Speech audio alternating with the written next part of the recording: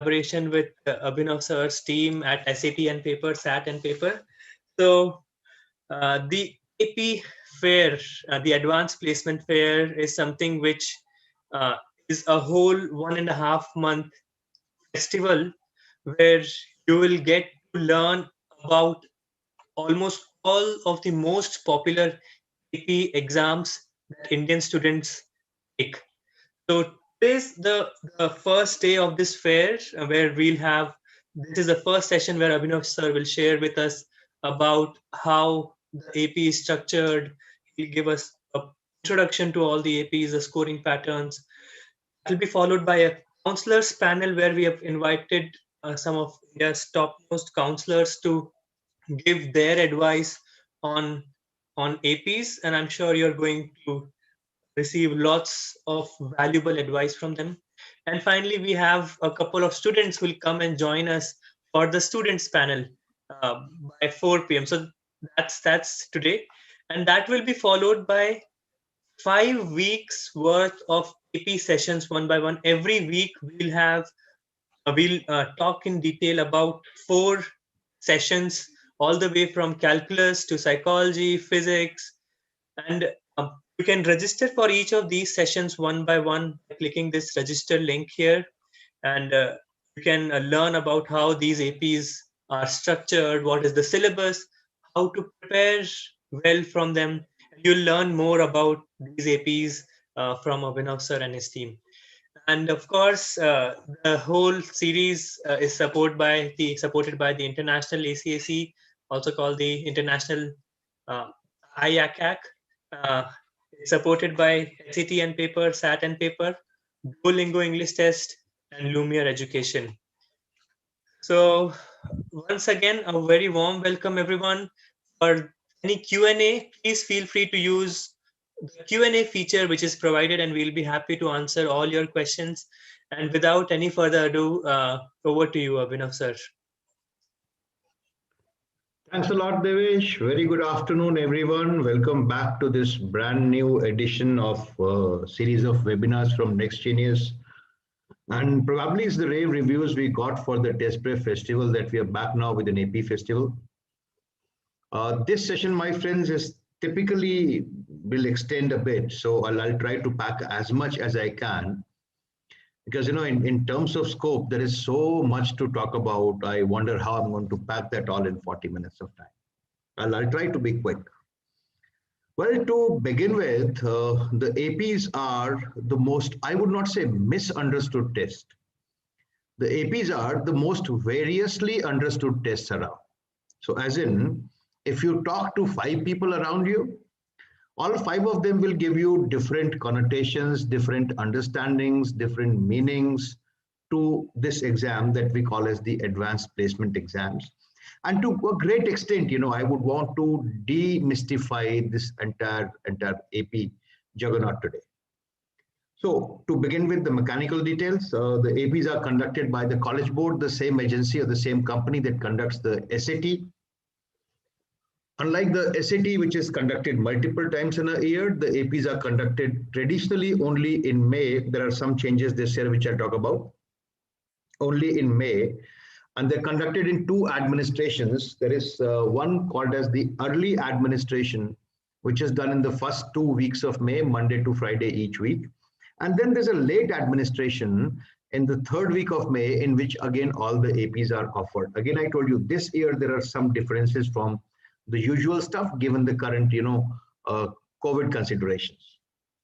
The other thing where, the advanced placement exams differ from your standardized tests is that they're achievement tests, basically. They're more curricular tests. So whereas the SAT, ACT happen to be purely MCQs, the APs are a mix of MCQs and free response questions, which are like, the subjective type questions that you attempt for your school exams. So roughly on it again, what percentage would be MCQ, what percentage would be, what we call as the free response questions. It will also differ a bit from test to test.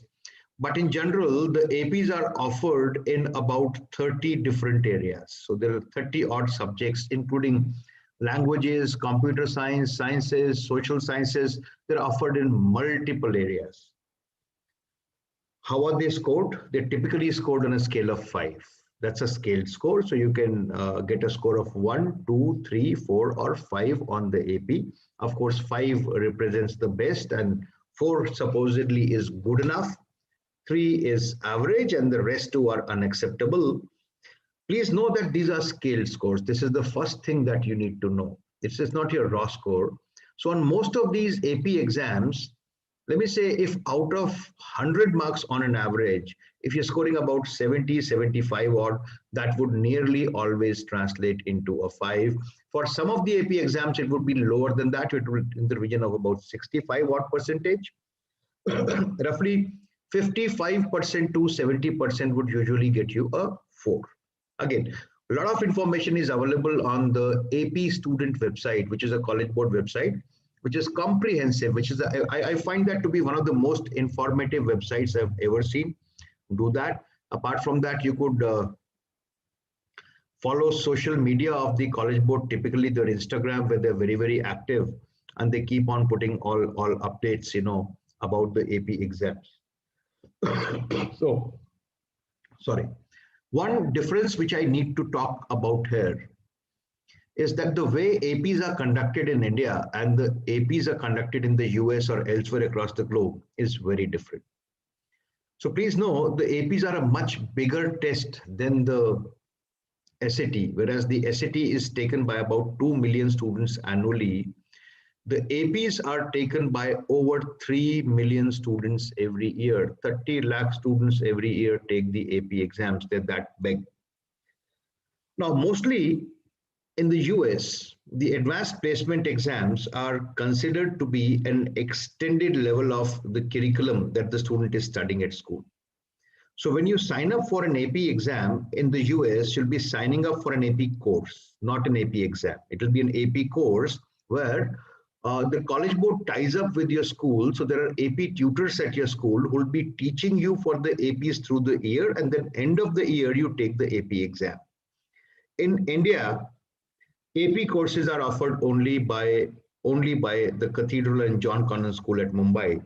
No other school offers AP courses. But yes, as an independent student, you can take the AP exams, right? And again, as per a global date sheet, which is issued, a global timeline which is given in May and June.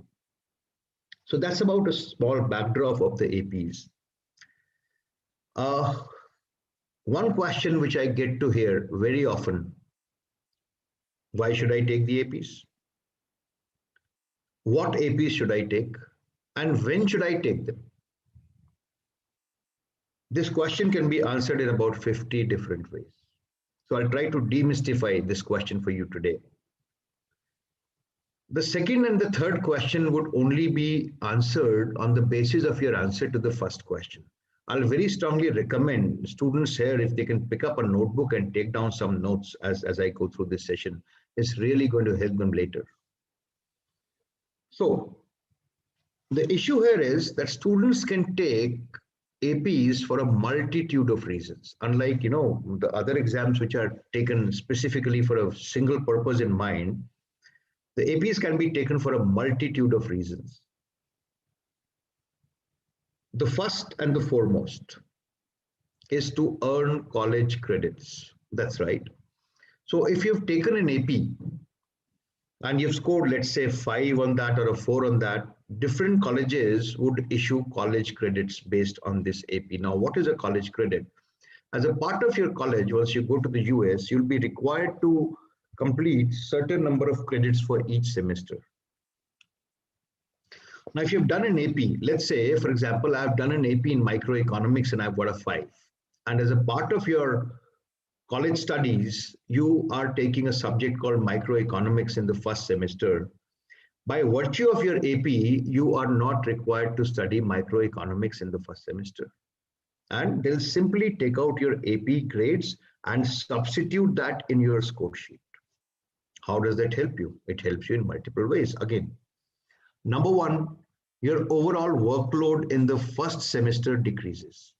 So whereas if you're going to a liberal arts college, for example, Others are studying 4 courses, you're studying just 3. So you're more likely to do better when you're studying just 3 subjects. That's one advantage here.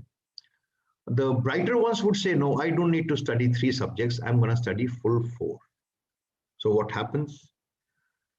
I've seen kids accumulating 8 APs over a period of time, because I hope you know why would you know? The validity of AP exams, unlike the SATs, which are valid for 5 years, the AP exams are valid for a lifetime.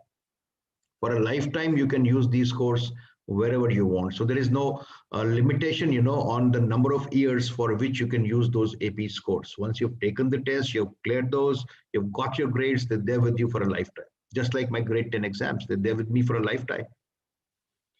So students accumulate 8 APs over a period of time and finish off a 4-year program in 3.5 years. Yes, that's true.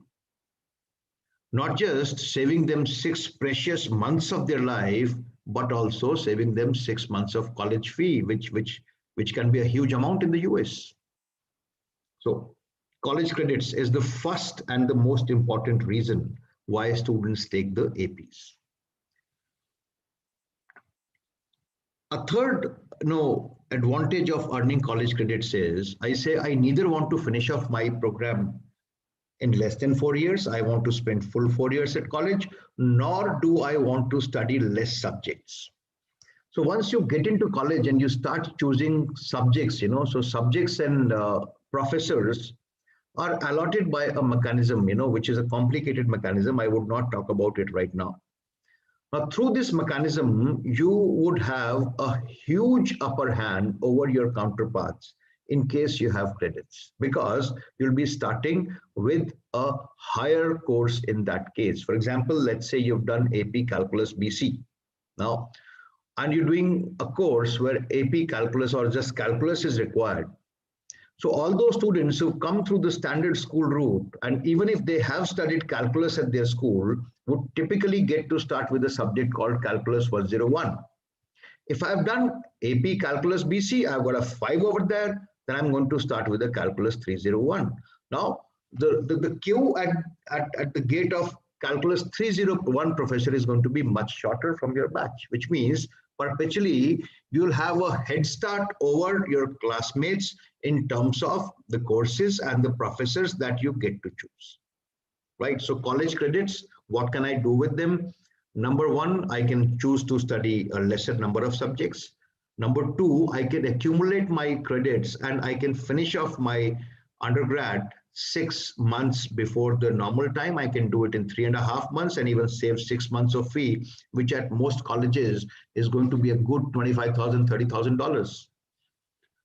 Or I can just give myself, an edge over my counterparts by choosing advanced subjects at an early stage. So this is one of the purposes that the APs serve. Second, APs establish academic parity for you, especially if you're coming from an education system which may not be treated at par internationally. So if you're doing a state board, the APs would almost become a necessity, because the admission officers there in the US would not have much faith in how your state boards are setting the curricula, how they're evaluating you, how the examinations are being conducted. They would not be very sure about that. But if I go ahead and take the APs, like saying that, see, I can dance on my turf, I can dance on your turf as well. So even if you do not believe my academic qualifications, here I show you that I'm absolutely at par with the students on the other side of the world. So who would take APs for this particular purpose? If you're doing state board, I would recommend, even if you're doing ISC, you should look at it selectively. If you're doing CBSC, you should look at it selectively. If you're doing the IB or the A levels, this would not be required, because IB and A levels are international curricula.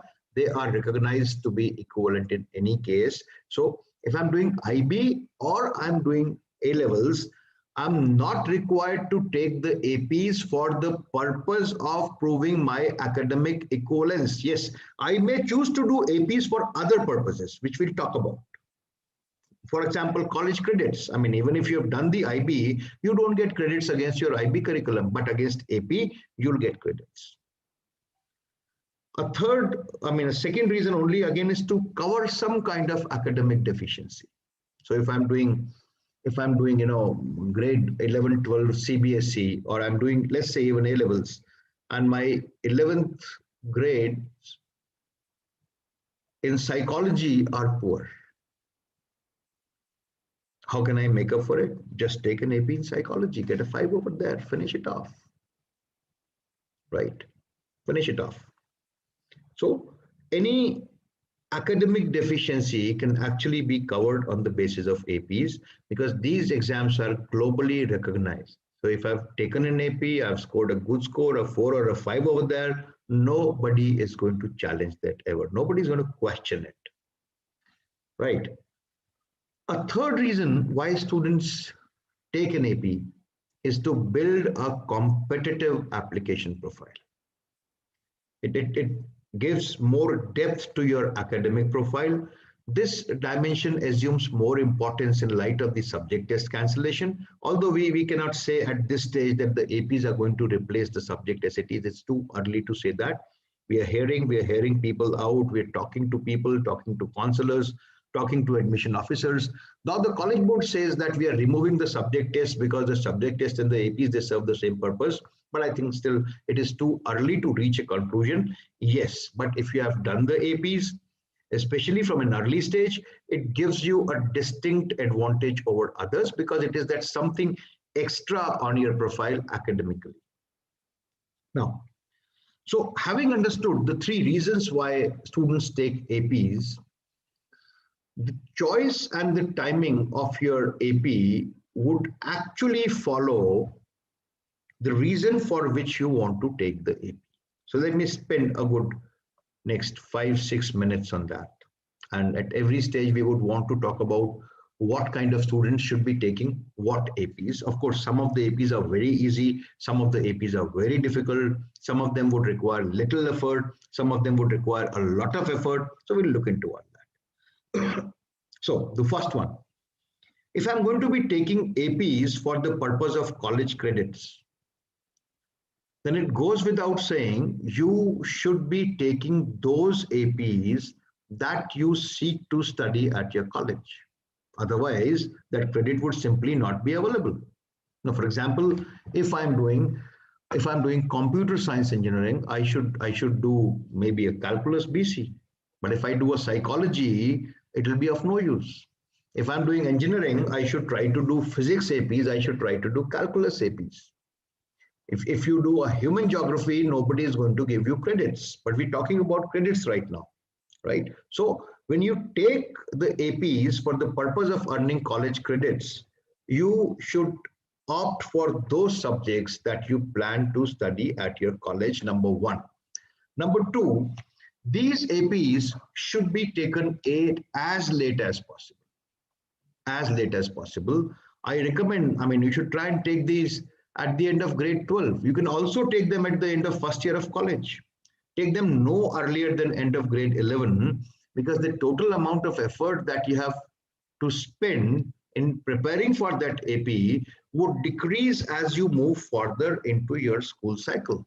Let me explain.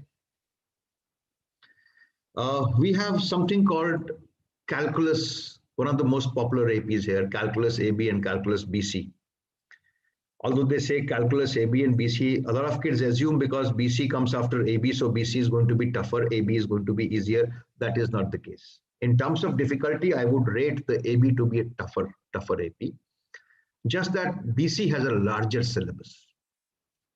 And when you study for calculus BC, you got to cover about 20% extra content. That goes without saying that calculus BC is easier to score as compared to calculus AB, or the percentage of students scoring a perfect 5 on calculus BC is higher than the number of students scoring a perfect 5 on AB.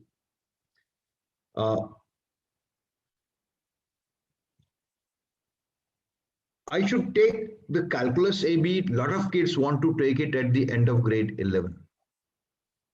So whatever curriculum we talk about ISC or we talk about CBSE, or even if I talk about IB, the bulk of that part of your curriculum which overlaps with the AP is something that you're going to be studying in grade 12, which means if I take this AP at the end of grade 11, I'll have to undertake a lot of preparation. But at the same time, if you take this AP at the end of grade 12, the kind of effort that you'll require, I think, would not even be 1/3 of what it would be when you take this AP at the end of grade 11. So what I'm trying to say is that when you take the APs for the purpose of earning college credits, you should take them as late as possible. No, especially if you talk about the Indian exams, the CBSE, ISC, barring this year, normally these exams, they get over in the month of March and the APs are done in May. So you also get, another month and a half to put everything to a side and just prepare for these APs and get yourselves some fantastic college credits. So this is one. Second, what APs do I take? If I'm taking an AP for the purpose of proving my academic parity or for covering academic deficiency. Very simple. You take the APs in the subjects that you're studying at school. So if I'm an ISC student, I'm studying psychology, history, and physics. Maybe what APs should I take? You should take APs in psychology, history, and physics. Also, let me tell you here, if you're studying 4 subjects for your state board, you don't have to take APs in all 4. Do as many as you can. Even if you do 2, it would half serve the purpose. If you do 3, nothing like it. But tend to do APs in those areas where your school grades are likely to be lower. If you can do all 4, nothing like it. But then all taking 4 APs by itself, would take a lot of effort and a time out of your life. So if you want to cover academic deficiency, I'm doing brilliantly. I'm doing IB. I'm doing brilliantly in all areas. But I have a psychology as my subject where my grades were 4 on 7 after class 11. 4 on 7 is something which is going to immediately attract attention. What is the best thing? The best thing is you take a psychology AP and try to get at least a 4, if not a 5, which is going to partly cover up for your 4. If you get a 5, nothing like it. And APs I've always maintained are not very difficult to score exams, provided you're able to give them the right effort, you're able to invest the right time into preparation of these APs. The third one is most important here. When you want to take an AP for the purpose of building a competitive academic profile that gives you an edge over your counterparts when it comes to applying for colleges. And this is, I think, the most variously understood, the most misunderstood term also. So when you want to apply for college, you have to be very, very wise in terms of choosing your APs when you want to use them for this particular purpose. Wisdom suggests you should take those APs that will add the maximum diversity to your academic profile. Idea is very simple. I've done IB Math HL, I've done Calculus BC. Excellent. Yes, the Calculus BC will count. Yes, it will count. No doubt about that. Somebody who has done IB Math HL and Calculus BC, in my opinion, is academically stronger than someone who has just done IB Math HL. But somebody who has done a statistics AP and IB Math HL, in my opinion, would be absolutely above these two. Sorry. Absolutely above these two. It also shows to the admission officer that I've chosen to spend my time wisely. That if I was investing, I was going to invest, let's say, 40, 50 hours of effort, 60 hours of effort in terms of preparing for an AP. I have chosen to invest that time into learning something new. This is a matter of simple common sense. You can put yourselves in the admission officer's position and see how it would look like from the other side. And when I take the APs for the purpose of building a competitive academic profile, it does not matter you are studying in a state board or ISC or CBSE or A levels or IB. Kids from any of these backgrounds are likely to be benefited equally, right? Provided you're choosing your subjects wisely. At times, you can also use the APs to give a balance to your subject choices, right? I am doing a physics, chemistry, math, IB, HL, and I want to apply to a liberal arts college. Even if I want to apply to an engineering school, it will be an excellent sense to do one humanities AP, either a psychology or a human geography. That shows that I am capable of studying sciences. That's my choice. That's what I choose to study at school. But yes, I have the capability to study humanities subjects and do well over there as well. Also, when you're building a academic profile, you should try to take APs early. These days, I'm getting a lot of interest from students as early as grade 8 that they come forward and they want to write an AP, although 8 in my opinion is early.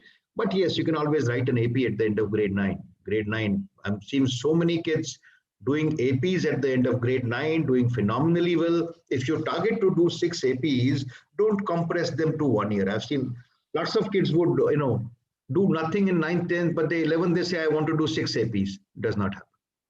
Does not happen. 6 APs is too much. And please understand, APs are something which is over and above what you're doing at school. So I don't want a situation where I prepared for 6 APs, I did well on the APs, but in the process, I sacrificed my school grades. Not done. So start early, do an AP or 2 each year. Wherever you have a greater amount of time available, go in and put a third one. So that's how. 3 purposes: college credits, I'll be choosing the time and the selection differently. Academic parity, I'll be choosing when I take the APs. Academic parity, when you want to take these APs, typically you should do them at the end of grade 11. When I want to build an academic profile and for the purpose of strengthening my college application, I want to do the APs, start early and choose APs from a different dimension. I hope I've been able to clarify things as much as I can. Should any questions persist, you can all write to me. I'll share my email ID end of the session today. Now, what are the ideal APs to be taken generally in 2 cases? Early start APs. What are those APs that you can take as early as grade 9? Very simple. A microeconomics is a simple AP to take. A 9th grader, given adequate time investment, can take it. A human geography can be taken early. Environmental science can be taken early. Psychology can be taken early, right? Even if you have not studied these subjects at school, it would not be very difficult for you to crack these APs. Another AP that you can take early is computer science A. Especially if you have any background in a programming language called Java, you will not find it very difficult to take that AP. One simple piece of advice to all 10th graders: don't waste a grade 11 IB subject on computer science. Computer science is supposed to be a weak subject there. Even if you love computer science, I would recommend, what you should be doing is, you should do the computer science AP, which will not take you a lot of effort, and choose a stronger subject for your IB curriculum. That is what I would want all of you to do. Right? I'll be taking up all your questions. You can keep writing it on the Q&A section. I'll be taking all of them up towards the end. So easier APs. What are the toughest APs? My choice AP US history. If you want to get immediately noticed and you're from India, go take the AP US history. There is no way the admission officer can take his or her eyes off this fact. But at the same time, let me tell you, it will take a lot of effort. Until and unless you naturally and genuinely love history, do not try it.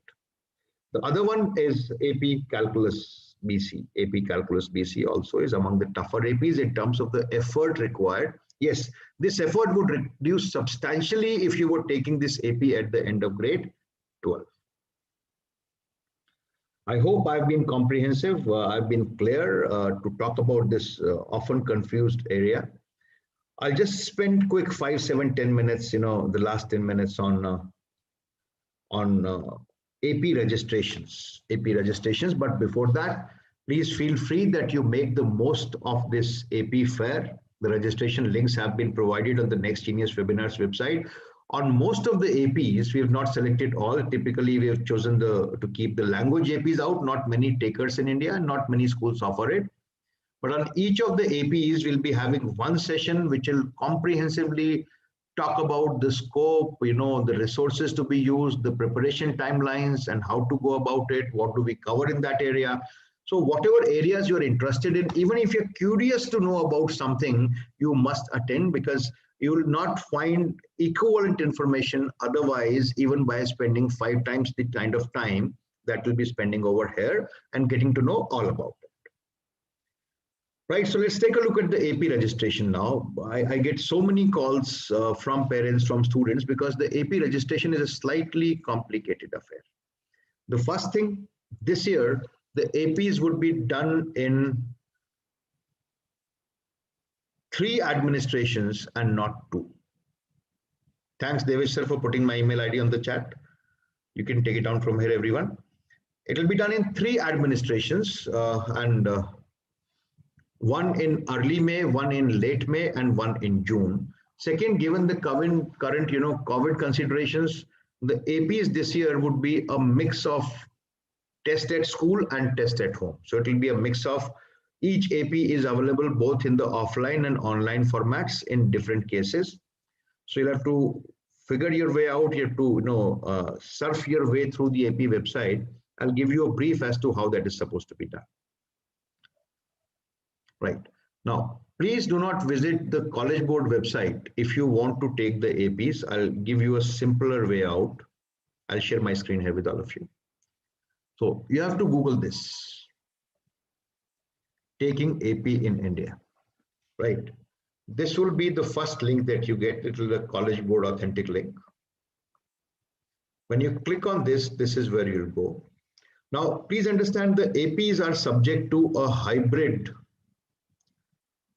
registration, which is done at the College Board level, also at the school level. Merely registering from one of them will not make you, fit to take this test. When I scroll this down, for the current year, the early registration round ends in November. The late registrations are open now, which will close anywhere. In fact, some of the schools are closing it on March 4th only. So guys, please be very quick to register for the AP. Out here, you'll find a list of all the schools who are offering this AP.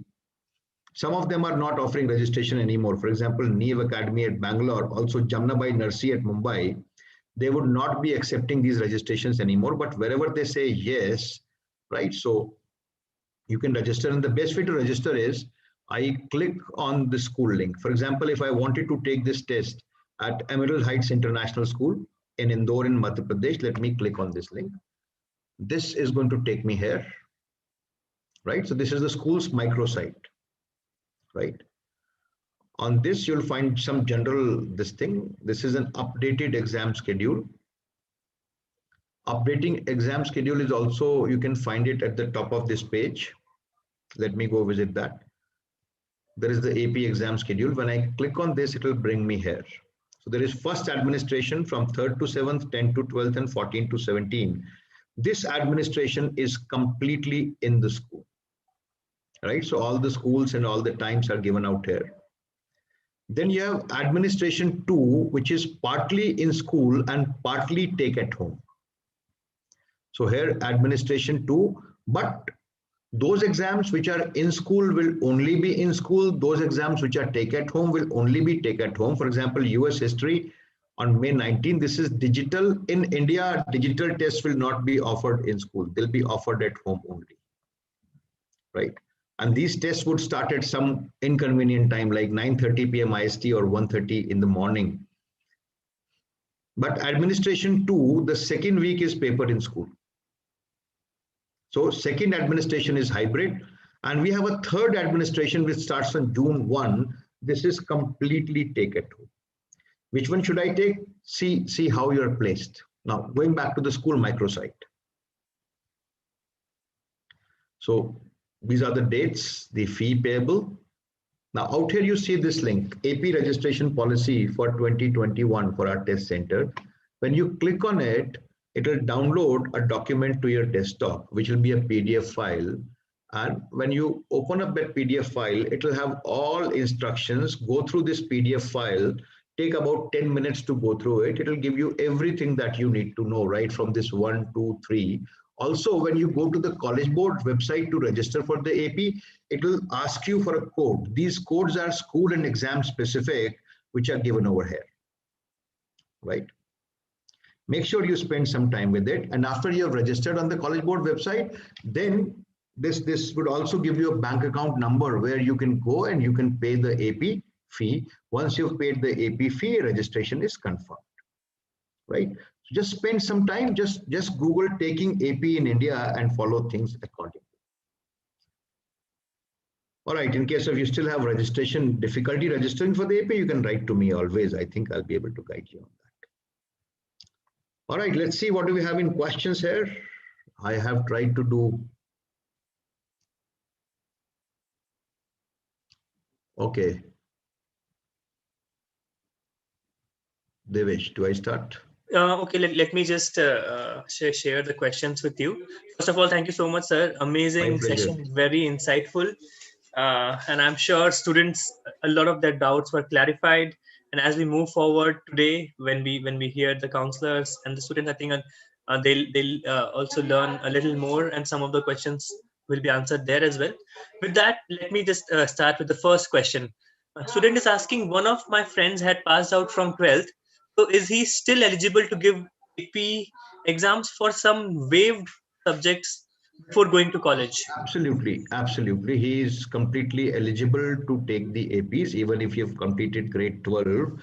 Kids also take APs when they're in second year of college. Again, what you got to ascertain is with what purpose you are taking the APs and whether taking the APs at this stage would serve that purpose or not. If he's taking it for the purpose of college credits, that's completely okay.